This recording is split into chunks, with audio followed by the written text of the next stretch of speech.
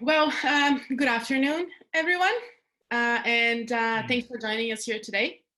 I'm Carolina Albernas, Director of Business Development Operations for the Brazil-Canada Chamber of Commerce. The closure of the borders to contain the spread of COVID has impacted not only tourism and business, but also international trade and supply. Law firm Baker McKenzie recently estimated that global trade fell about 40% during the first quarter of this year, second time it has plunged so deeply since the mid-80s. The IMF predicts that imports and exports in advanced economies will each fall by more than 11% this year, far worse than 2008-2009 financial crisis. And an idle economy needs far less transportation capacity. So a massive idling of ships, trucks, and airplanes is already underway. But modern countries still require goods, and the products are still wanted and needed by the consumers, and it has to be moved through transportation networks that have become far more unpredictable and far more unreliable, leading to logistical nightmares and increased costs. All the major modes of transport, air cargo seems to have been the most affected during this crisis because passenger aircraft carry large volumes on their holds, meaning that suspension of passenger flights globally has resulted in a significant reduction of air freight capacity, posing a massive challenge in the timely delivery of all types of cargo, especially refrigerated cargo. So freight forwarders that facilitates movements of goods worldwide are among the many parties grappling with this logistical whiplash. The constant changes in rates and frequent last-minute cancellations are forcing them to search the alternative ways to ship goods. So we're here today with Arnaud Mello, president of Mello Hawk Logistics, to talk a little bit about the market and better understand the problems we're facing and what the available solutions are. So thanks again for being here. For those who are not familiar with the BCCC, so for 47 years, we have been building relationships between Brazil and Canada. We've been strengthening the bilateral relationships in investments, trades, best practices, and mutual growth and prosperity.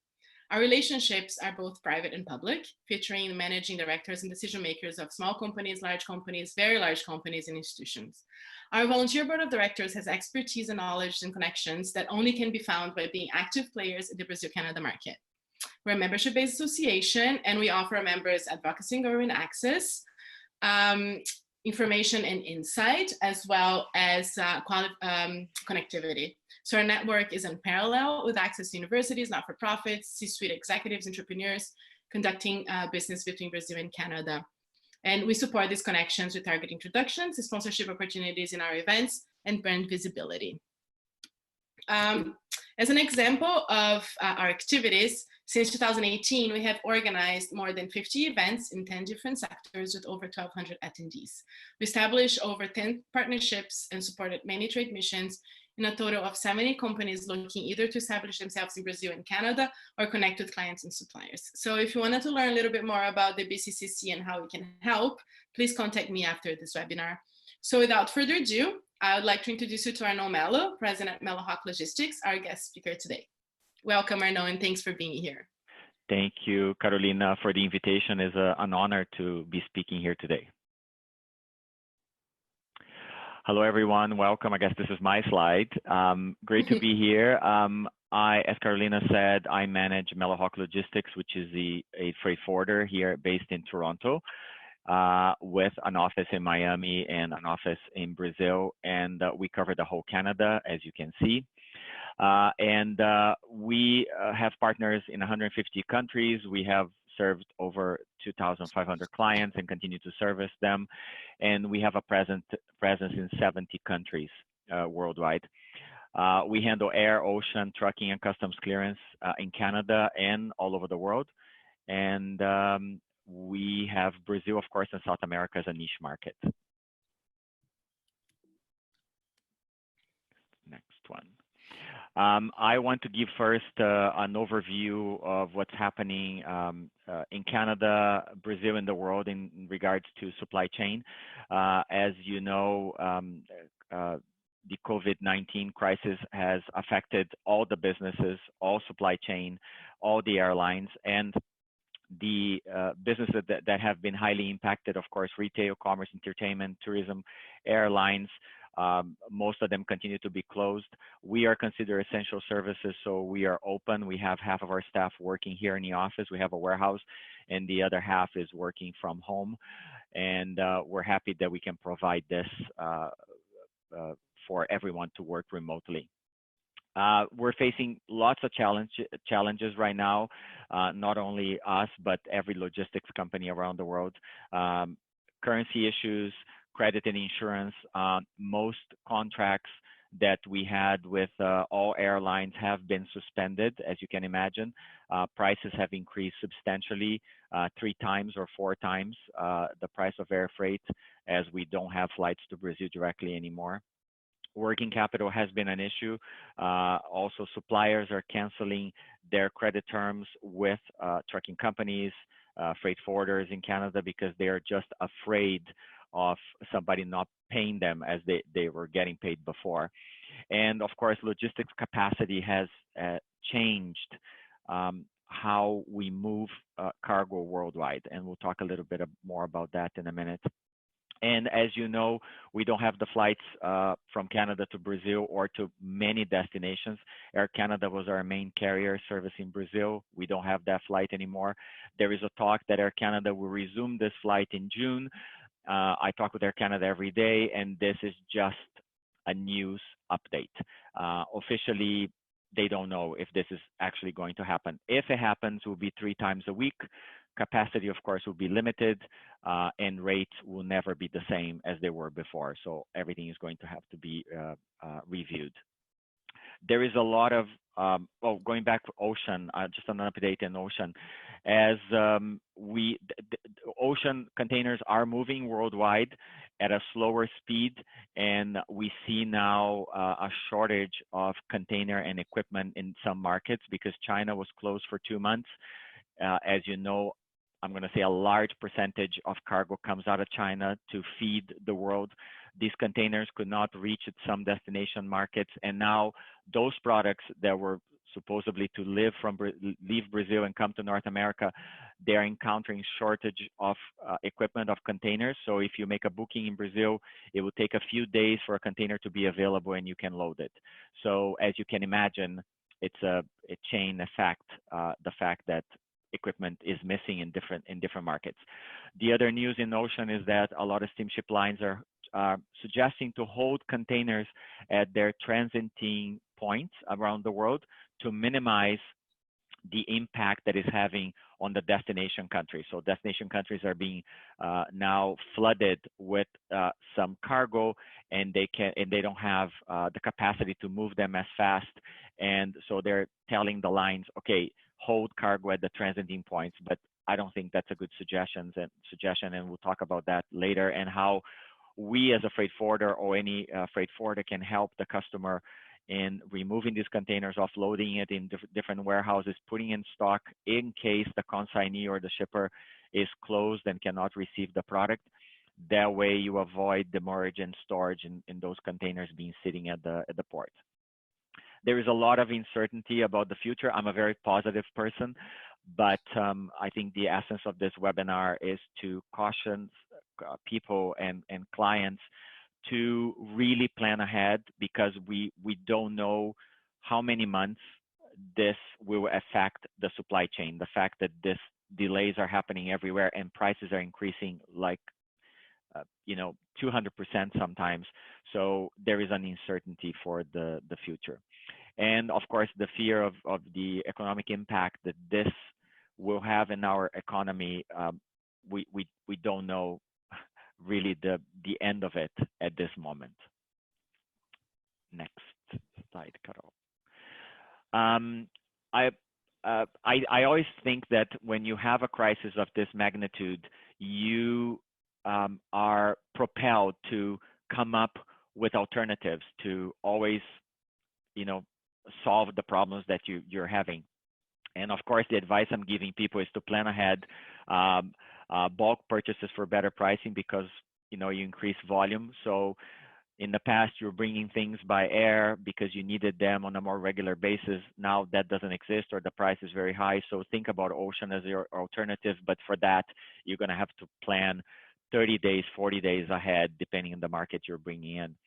as I mentioned before, I do believe the logistics providers can help you plan this bulk transport.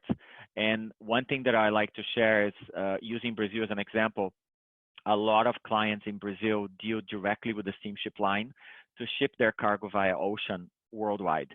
The relationship in Brazil between a client and a freight forwarder is very different than it is in North America. There is no, I'm going to generalize, there's not the same loyalty in Brazil and South America as there is in North America or in Europe with a freight forwarder. So when a shipper ships a container directly with the steamship line, the steamship line is only moving that container. That's it. They do the BL, they move it, and sometimes they arrange the delivery at destination. That delivery in destination country is done on a schedule with a very tight contract from the steamship line with the local carriers. So in a crisis like this, when you ship a container from Brazil to Canada and you don't have a freight forwarder involved here, the container could sit at the port for days before it gets delivered by the line to your customer. Not even to mention that the customer is closed, they don't have a warehouse to receive it. That's a second problem. So I see now that it's an opportunity for clients and freight forwarders to work even more closely together to find a solution at the destination country on these containers that are arriving and have no place to go. So, talk to your supply chain provider and don't rely yourself too much on a steamship line because they are overwhelmed. They are doing what they can with what they have. And it's time now that we all work together and share ideas to minimize risk and cost. As I said, capacity has changed a lot, and it has also, a lot of our clients are looking for different markets to find certain products where China was their first choice before, and now, okay, I need product now, it's going to take too long to get here. Let's look locally or close by. Where can I find? It's an opportunity. Also, I did a webinar yesterday for new products to be introduced to the market. I think this is a great example where supermarkets here have a lot of Brazilian products that they were distributing. Now that product is not here because the suppliers or the people selling the product are getting a delay in getting these products into the country. It is an opportunity for new brands to be introduced as a replacement for others that you didn't have a market share on it. So think about that as well. Trying to always be positive and give an opportunity to other brands or products that you never thought it could be introduced in the Canadian market if you're bringing it from Brazil. Cut off. I want to talk quickly about importing into Canada, some interesting facts. As you know, goods and taxes, when they arrive here, just like in any other country, duties and taxes must be paid to the Canadian government in order for the goods to be cleared and released from the airport or the port. If you use a customs broker, we are a customs broker as well, we can guarantee those charges to the Canadian government so we can get the goods moving, deliver the goods, and then you pay the duties and taxes, and we're going to remit them to the government on your behalf. Duties and taxes are calculated based on the HS code of the product. Each product has a number. That number is specific, and 6 numbers are international. The last 4 are specific to the country they're being imported into, and we can help in that classification as well. And in Canada, most industrialized products pay GST, which is 3%. GST is charged on a federal level in Canada to import a product. And for food items or perishable items, there is no GST. So sometimes you pay only duty and not GST. Sometimes you don't pay anything to import into Canada, which is amazing. When I explain to a Brazilian company how it works to import in Canada, they say, "What else? What else do I pay?" I said, "Well, how can I do it?" Yeah. Nothing. Yeah, it's only basically 2 taxes for what we know, but it's a very simplified way, as you can imagine. We don't grow anything in the wintertime. Everything comes from a different country, comes from abroad. So the importation process in Canada is much simpler than that it is in Brazil in that case. Interesting facts again for Canada. Our customs is open 24 hours, 7 days a week, and air and ocean shipments take 15 minutes to an hour to get clear. Sometimes it's pre-cleared. In the case of Air Canada, when the flight departs Brazil, I file the entry here in Canada before the plane lands. The next morning, the shipment is already released. It can be taken to the customer right away. Very different than Brazil as well. That takes 5 days sometimes to clear a shipment. And inspection in Canada, not every shipment is inspected, but when it is, 24 hours to 72 hours your inspection period. After 24 hours, we can call customs and sort of ask them politely what's happening. Why haven't you cleared my shipment yet? And they're very good in communicating. So also very fast feedback. Things are a little delayed now because customs is checking everything that's coming in, especially with COVID-19 products coming from China, as you can imagine, and other parts of the world. But in general, the shipments are maintaining a speed of clearance that we saw before. So it's still going well in terms of customs, and they've been very good in communicating with us. Another interesting point for Canada that I like to bring in every webinar that I do is that foreign companies can be registered in Canada to be an importer of records. So the same shipper or the manufacturer can be registered in Canada and basically import their own products in Canada. This is very useful if you're trying to introduce a new product in Canada and you need to send a sample to someone, or you need to hold a little bit of a stock here that you can deliver products. So this is really convenient. And you pay the taxes, you do everything. And then eventually, if you want to continue to using this method, you have to post a bond with Canada Customs, because Canada Customs wants to make sure that you have a large duty or GST invoice. You're in a foreign country. They want to make sure you're going to pay for that large amount to the Canadian government. So it is a possibility. So if somebody wants more information about that, I can talk to you later. But I find this really convenient. We've helped many foreign companies bring their products using this method into Canada. Thank you. This is, I think, a great initial explanation of the logistic process between Brazil and Canada, but we're here today to talk a little bit about the air logistics and how, what are the solutions available for shippers that are trying to move cargo from Brazil to Canada or vice versa. So talking specifically about air logistics, there's a paper released by Accenture showing the drop of availability to move cargo on the belly of passenger planes, dropped about 83% in the first quarter of this year. But the global cargo capacity through airline freighters or integrated freighters has increased about 20%. So would that be an alternative to move a cargo from Brazil to Canada to freight an airplane? Is there enough volume? What is the viability to do that? Carol, great question. And yes, we've seen, as you know, there is no passengers flying, so there's no subsidy for that plane to go to the right different destinations. So cargo planes are the only option. I don't think that is an option for Brazil. Brazil, it's not, in my mind, a country that exports a lot, or it will pay the value of that freighter to bring product to North America. Why? Because Brazil still has cargo planes on regular routes flying from VCP Campinas to Miami. Miami is a major hub to Latin America, to South America, to Brazil. Of course, we have 3 companies that fly directly from Miami to there. Those flights were not affected by COVID-19. They continue to operate. They maintain their rates as well. They're an inconvenience because cargo from Canada, for those flights, they have to go by truck. So from Vancouver, it takes 7 days to reach Miami by truck. From Toronto, it's 3 days, 1 day to load the plane, and then it flies to VCP only. A couple of other destinations in Brazil that they fly directly, but maybe once a week, but mainly daily is Campinas. So because of that, and because the fact that these prices maintain they haven't increased 100% like other markets have, I don't think it's economical to do a freighter to Brazil at this time. Now, talking about refrigerated cargo, of course, that route is not a solution for refrigerated cargo.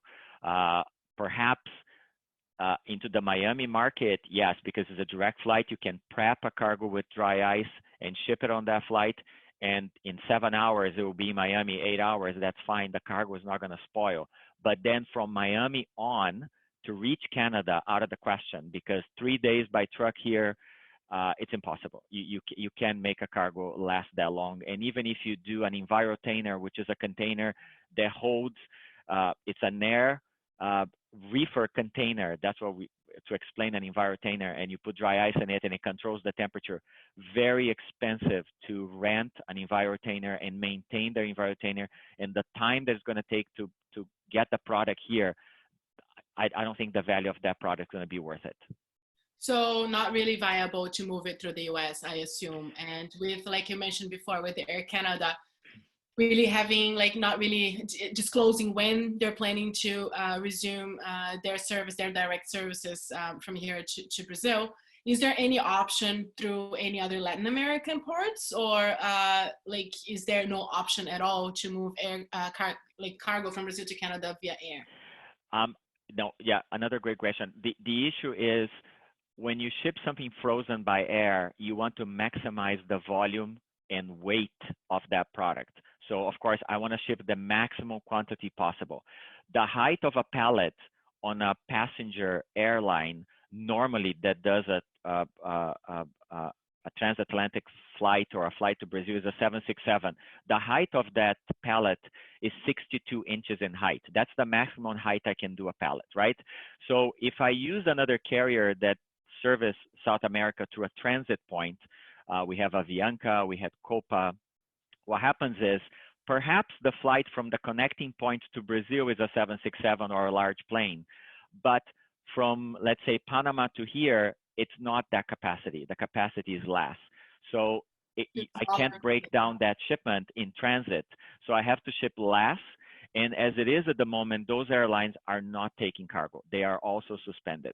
One airline that was doing the route Canada, North US, Brazil, that is still doing as of today, I don't know, maybe it changed, is United Airlines. United was flying São Paulo to Houston and then connecting. Okay. They are only taking cargo on a priority rate, which is 3 times the regular rate. And the connecting flight from Houston to Toronto or to Montreal or to Vancouver, those planes are very small. They're a 737 or even a -9, you know, the little planes that they do in New York. Impossible. If I have a few boxes of frozen product, yes, maybe I can put stuff in there. And we're doing medical goods with them, like smaller medical goods, refrigerated. But I bring cargo from Brazil that is 1,000 kilos a skid of pão de queijo and acai berry and all of that. It's impossible. That solution fast is not there today. So I guess we're going to see a little shortage of pão de queijo in Canada within the next few months, unfortunately. I think our clients and our clients who are bringing these products and the suppliers, they are planning ahead already, full of freezer containers to ocean containers, but it's going to take a while. But I hope we don't miss the pão de queijo here. The Brazilians here appreciate the effort for sure. So we know that, like, with COVID and the pandemic and like many aspects of our modern life that we always take it for granted, it won't be possible anymore without air. Like, it wouldn't be possible with air freight, right? So obvious example, as you mentioned before, is the refrigerated, the perishable goods. So fruits, vegetables, shellfish that can be moved swiftly in a temperature controlled container, as you mentioned.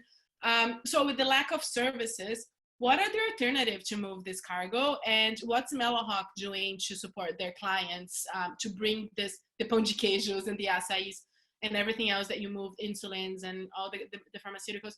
What is the option for those shippers to bring this cargo to Canada? Of course, those clients who have the volume and the capacity and have that chain, you know, already to supply their buyers here, they're going to invest and do complete reefer containers, 20s or 40s, to bring this product here. Very expensive containers. When you talk about reefer, the value of the freight is much higher than a dry container, of course, but you can bring large volumes. For those who don't have the volume to fill out a container, we are coming up with the first LCL reefer shipment that we want to do from São Paulo to Toronto specifically, because there has never existed a LCL reefer service. LCL means less than a container load. So when you don't have enough product to fill up your own container, you have 1 pallet, 2 pallets, or 3 pallets, you pay a consolidator of Ocean, and they charge you per cubic meter for only the product you have. So your product goes on a large container with other people's cargo in it, and you share that container, and that container moves at the schedule of this consolidator. So the idea that we're bringing here is, and we're in the final stages of this first container, is to do an LCL reefer cargo for frozen product only. The problem that never existed for this type of service on LCL is that you can imagine some products, they have different temperatures. Some products require -5, others +5, others -18. Impossible in a container for you to control several temperatures. So our proposal is to do a -18 frozen container, reefer, where we're going to pick up frozen products from different clients that are needing those products here in a lesser quantity, 1 or 2 or 3 pallets, and try to help bring this product in 30 days. And hopefully that suffices their stock until there is a normal, sort of back to normal air flight between Canada and Brazil. And as it is, we're hoping to be successful with this product because we don't think the rates that Air Canada Brazil was offering to the clients when the flight resumes are going to remain the same. It's going to take months for Air Canada to actually clear the backlog, because can you imagine how many people are in line to ship product now? We are in line here in Canada to ship to Brazil. Brazil is in line to ship here. So it's going to take a few months, I think, to normalize the situation. And hopefully this LCL reefer will solve in the long term the lack of product that our clients are having. So this service that you guys are launching right now, would you be stuffing the cargo together around São Paulo, shipping it to Santos? And would be the route coming to Canada, or what you're planning, and what would be the transit time for this cargo? Because we know that air, they're used to, maybe you have the 10-hour flight, 1-2 days to release, 3 days later, you have the cargo with you. So with ocean, we know it takes much more time. We know there's a couple really good services with transshipment, but is there any congestion happening right now in Freeport or in Kingston or in the transshipment ports? And what would be the total transit time for these cargoes to arrive here? Great. I like the question. There's, oh my God, so much to talk about in this question. I know, well, half an hour is not enough, but we'll try to keep on track. Yeah, we'll try to keep up. So we are creating this alternative in a very tight scenario of cost. Because if I was to use, and I can't give all my secrets away in 30 minutes, but if we were to use the regular warehouses in Brazil that do reefer loading cargo in Santos, this will not work because the price of this will be to the roof. So we're using current partners that have the warehouse system to warehouse frozen product. They were doing it before, and in a much more, how do you say, flexible way to load this container. And we are not shipping it via the US. Very crucial, something that we need to mention. These types of products, when it's food especially, don't touch US soil, because everything that touches US soil can be held for inspection, and 90% of it is held. You're charged $1,000. You don't even know if it was inspected.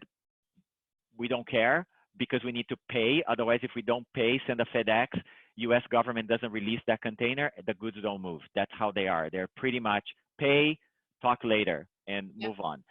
So this service will be, yes, from São Paulo, because it will go directly to Santos. It will not be consolidated in Santos. It will basically arrive, loaded, come, and it will come directly to Canada, either to a Montreal port or the port of St. John, which has done a great job with a line coming from Brazil. Many pluses to do a direct shipment to Canada. 2 days before the ship lands in Canada, I can pre-clear the cargo, or I can submit the clearance. The container arrives pre-clear from St. John to Toronto. Is basically 24 hours on the train, and the container will be here with me. Montreal as well, it's another option. The transit time, of course, is longer. It will be 30 days transit. So that's why I talk about planning for the long term. You need to have that in mind, because if I bring it to the US and they're promising me 20 days, 22 days, that container can be stuck there for 2 weeks on inspection. Yeah. It turns out to be almost like, you know what I mean, the same as if I brought it directly from Canada and I didn't have an inspection scenario, or a less probability of inspection. Not to mention that Canada Customs is very flexible, very understanding, and really cooperative with Canadian clients. So it's much more reliable to move this cargo directly to Canada in terms of, I mean, it will look a little bit longer when you see like on paper, but in reality, you get up your cargo a little bit faster. Because on paper, everything looks fabulous. You know what I mean? You have service from Santos to New York for 18 days, 20 days. 12 days. Oh done. my God, it's fantastic. And then something goes wrong and you're like, what happened to my 18 days? Well, inspection happened and you were told that and you chose that route. So you have to be very open and clear with your customers. You need to understand the entire process, not to point blame. It's not about blaming. It's about, okay, this is what it could happen. So be prepared for it. Amazing. So we know, and we're almost, we're going to open for questions very, very shortly, but I just wanted to keep, to pick Arnaud's brain on a couple more things. So we know that the COVID pandemic will force many, many industries to disrupt and start thinking outside the box. We don't really know, it's quite unclear how long social distancing, the second wave, third wave that we've been talking about, the pandemic, how much this is, I mean, we know that this for sure will impact how people travel, how cargoes move, right? So the capacity to transport cargo via air, even when the whole, like the current scenario changes and release, like the social distancing reduces a little bit. We know that air traveling is going to be impacted for much longer than a few months. And the capacity to move cargo via air with the commercial planes will reduce a lot. So looking at the future, in your opinion, what would be the economic impact of those logistics delays for the next couple of years? Huge impact.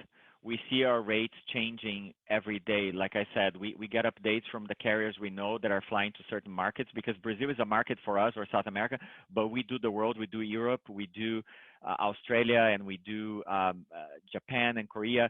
And every day we have to talk to these airlines or these carriers to say, okay, what's new today? And is the rate the same? And no, the rate has not been the same. Now we have a COVID surcharge.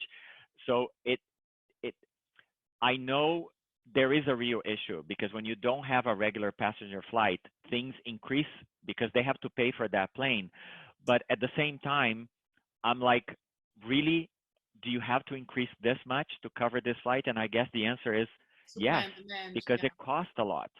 And other issues with ocean as well. So I think all of that, you're going to see a disruption of the structure of freight charges around the world because of COVID, because it's a wave effect.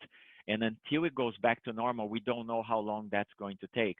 We have CIFA, the Canadian International Freight Forwarders Association here, that fights for us in a good way with the government. There's open communication, because the government also cannot impose certain things on airlines, because it's going to affect the consumer, it's going to affect me as a business. So in some markets, you don't have associations like that. So the government dictates whatever they want. You are at the mercy of that demand, or that of that mandate, and you don't have argument. In Canada, we have a body that we can still kind of like, okay, fight for me, you know, like go there, go to Ottawa and stuff. But the prices, China, for example, I'll give you an example on China. Air freight from China to the world, to Brazil or to Canada, on average was $5 a kilo US. This is during regular business scenario, because air freight out of China, if you made a boo-boo on an order, you need to fly that order, you pay big bucks, right? Today it's $21 US to fly a product from China. Needs to be prepaid upfront. You have 5 or 8 criteria that the shipper must present documents that that product is valid, correct, whatever. And when it gets to the tarmac, to the runway, at the very last minute, the government can pull your shipment out and says it's not going to board this plane. And I paid for that. My client paid for that, and it's sitting there. So these are just one example of China, which is a major crisis right now on air freight to leave, because you can imagine that's why these freighters are going to China. Yeah. Governments are paying their own freighter to go there because it's cheaper for them. $900,000, $1 million for a freighter to China, insane at the moment. Yeah. Where you would pay before maybe 150,000, 250,000 for a freighter going to Brazil and back, $1 million to China, people Insane. are milking it. So it's really, really sad. And that's where, like this Accenture report that I mentioned earlier, when you're talking about 20% increase in freighters and integrated freighters, that's where it's going, right? It's the Asian market, not really applicable to where we are to the American market. So we mentioned that. So that's why it's so important to plan your supply chain ahead, right? So with the reduce of air, I believe that ocean is probably going to increase.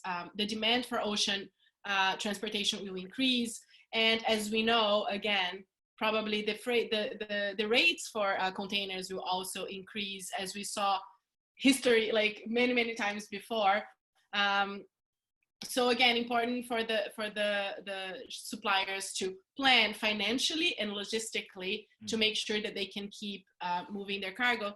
I mean, we know globalization will change for good, right? I mean, it's not going to end, but it's definitely going to be it's definitely a big hit on the globalization that we know today. And not that people before didn't plan their supply chain ahead. I always we know we have clients for many years, for 18 years, and other clients have their clients. They all plan their supply chain, but it was a more relaxed plan. That's what I called it. It was like, okay, I know I can get a container. Right? I know I can get a flight. I know I can fight for a rate with this freight forwarder versus the other one. Now, that reality has changed. You need to work with your logistics provider because they're the ones that are the front of these negotiations, because a shipper is not going to be able to negotiate sometimes directly with a line or an airline. Airline, especially in Canada, you cannot. You need a freight forwarder because we have a bulk discount. But so speak with your logistics provider to find a solution or brainstorm on the next move, because you need to be daily getting your updates. No more like once a month or every 2 weeks. No, you need a daily update right now. Another thing, the prices of oil have decreased, as you know, so much. Bunker costs will be reduced as well, right? Correct. So there's a big pressure now to also push for bunker fuel to be lowered with some steamship lines, right? Demanding, because if the oil is cheap, so then, hey, I want to get that. Yeah. So there's a lot of give and take there that you need to be aware of it, and the pressures that are being made in different markets and different carriers. So everything is a little bit disrupted at this moment in a good sense. Yeah, and if in normal times it's already there is a big importance and a big advantage of using freight forwarders. In challenging times, that connection is even more important, because I believe that you guys have all the inside information and the knowledge to find and think outside the box and find alternative solutions that maybe the regular shipper wouldn't have the knowledge to do it, because they never needed to do it, right? So is there any other interesting comments you'd like to share on transporting cargo, or otherwise we're gonna open for questions? Oh my God, I think I talked too much, but thank you. I thought the questions were really, really relevant for what we're facing right now. And again, I am a very positive person, but I think it's important to tell the reality that we're facing right now. It's not about being negative. It's about really saying what we are facing, so people can open their minds, as you said, and work together. More than ever, we need to work together now. We're working remotely, which has been fantastic. People are actually more productive, right? Yeah. Working because they understand that we need to come together. So the same way with the business community, you need to exchange ideas and say, I need this, so we're advertising different ideas so people can jump in and give us feedback to see if that's going to be good or not. You know what I mean? So it's about communication. Yeah, there's a lot of collaborations happening, what is great. And again, right, when we talk about the world post-COVID, I think there's going to be a lot of good things coming out of this as well. So thank you, Arnon, for all your comments. There is a Q&A button. So if you have any questions, we have questions coming in. Can you comment? So first question, can you comment on the effects of COVID on pharmaceuticals and ingredients for pharmaceuticals globally? Very good question. And I think depending, as I said, depending on the type of pharmaceuticals, and we do a lot of pharmaceutical products to Brazil in large volume. A lot of pharmaceuticals, when I talk about insulin is big, right? On correct. the trade, yeah. If those pharmaceuticals are temperature controlled, that's a separate issue altogether. You're going to have to do an EnviroTender because remember, before COVID, there were cargo plane flights, freighter flights on a regular basis to basically every destination you can possibly imagine. So I can get a cargo plane, anywhere to South Africa. That's not an issue. It was there. Those routes continue to exist. As I mentioned, the routes of freighter to Brazil continue to exist, and we ship those large items in those flights or items that are considered dangerous goods. So items that are considered dangerous goods, depending on the size and volume, they can only go on a cargo plane. They cannot go on a passenger plane. That's another IATA regulation that is very, very strict. And a lot, depending on the pharmaceuticals, I mean, this is a very generic question. Of course, we can go into it a lot, but they could be dangerous goods. So again, they wouldn't be going on a passenger flight to begin with. I have to go on a freighter, and I have to find a solution. And thank God there is a solution. But the refrigerated part of it is the one that is more delicate at this moment. Perfect. Thank you, Arnaud. No problem. Have you any more questions from the audience? I think we have one. So do you have an LCL reefer option for agrochemicals? For agrochemicals? Because I guess they have to be separately than food, right? Correct. Yeah. Not as, but thank you for the idea. I mean, this could be my next container coming up for agrochemicals, because this is really, really interesting. It's a market that is so strong, right? But unfortunately, the reefer that we are going to start, as I mentioned to Carolina, we're starting at very, I'm going to call it safe, -18, because it's a trial, right? I need to attract those products that are the same temperature, because the issue is the temperature. Of course, if it was food, and if I could have a variation in a container, I would bring different products because people are asking me. But agrochemicals, that's amazing idea. Thank you. I'm going to investigate this immediately. And yeah, I'm considering even fruits and vegetables. That's the next that we're considering, because I can do a temperature of 10 degrees or 15 degrees in that container, and I can bring vegetables that people are bringing, and they'll be protected, right? So yeah, thank you. Would you consider doing, and then sorry if I'm, would you consider doing, for example, we're talking about fruits and vegetables. We know that there's a lot of volume coming from the Northeast, from Brazil. Would you consider doing something from Pecém or from Suape if there's volume enough to bring those fruits and vegetables to here? Absolutely. Our offices there can all coordinate those consolidations. Basically, a freight forwarder, again, talking about partnerships, a freight forwarder can come up with any logistics idea possible.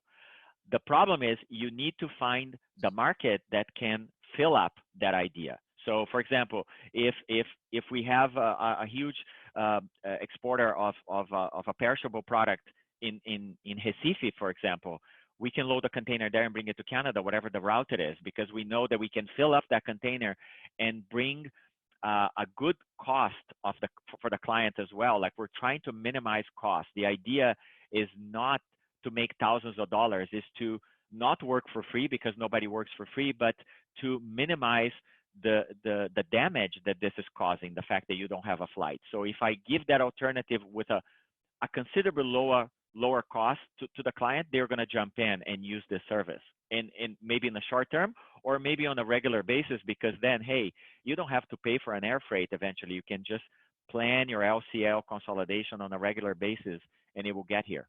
And again, right, disruption of the market, this could become the new routine, right?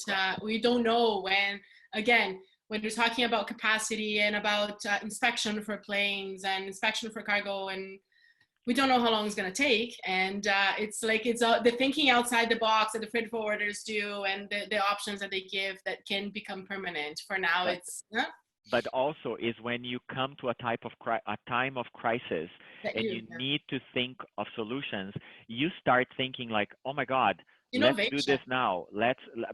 Yes, we thought of it before, but there was not really a demand, or I didn't have the necessity to introduce it. And now there is, and people jumped in. My clients like, okay, I'm in. I already have product. Here it is, and it's going to work. I know it's going to work. Perfect. Any other questions or any other last comments? We have another one. So do you believe that after all of this, do you believe that after all this ends, clients would continue to use ocean shipping as they would have learned how to plan themselves ahead? Or like would they see as a way to save money, because we know how more expensive air is, air transportation is. So do you think that shippers will more and more then move to ocean in the future? I think it's a great question, but what you have to remember is ocean LCL is, in general, a much more economical way for you to bring, let's say, a large, like I said, 1 pallet, 2 pallets, 3, 4 pallets maximum of a product with a length of time that you're going to need. You need to plan 30 days for ocean shipment, regardless where it is in the world. I'm going to generalize, of course, because the routes are very fast. So let's say 30 days, right? Depending where it's coming from. You need to plan that ahead. So it has been always a cheap alternative to bring product in a slower pace. People bring air freight because of whatever contract they have and because of the commodity of the product. You need that product to arrive to fulfill an order. They are perishable products, so you pay more.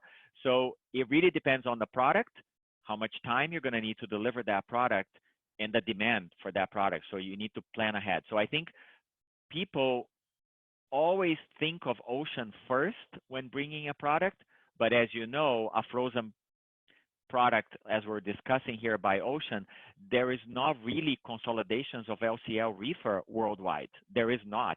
You can't find it. Very few people or few countries will have that service to offer. Brazil certainly does not have it. And that's why this comes to be an interesting plan. But it really depends. I don't think people are going to think only of ocean after COVID is over, right? So it really depends on the demand that their clients are asking them to fulfill. Thank you. Perfect. Do we have any more questions? Well, I would like to, if there's no more questions, I would like to recommend you all to connect with Arnaud to understand a little bit more about this like breakthrough service and this innovative service that they're offering. We wish you all the success with the new service that you're doing. Hopefully you'll be able to move containers in many different temperatures and you get the cargo and people will start like seeing at the benefits of this. We would like to thank you all for being here today. We would like to thank our Arnaud, Mellowhawk Logistics, one of our most loyal members, as well as our annual sponsors, Vale, Lundin Mining, Brookfield, and Votorantim for the support. We would like to invite you to download our app and follow us on social media to stay informed with all the activities and events that the BCC is organizing during this time. And after all, we've been very active lately with those webinars, so keep engaging. Thank you again for your time and for being here today. I wish you all a very good weekend. Stay safe, stay healthy, stay home, and be in touch. Thank you so much. Thank you, Arnaud, for being here today. And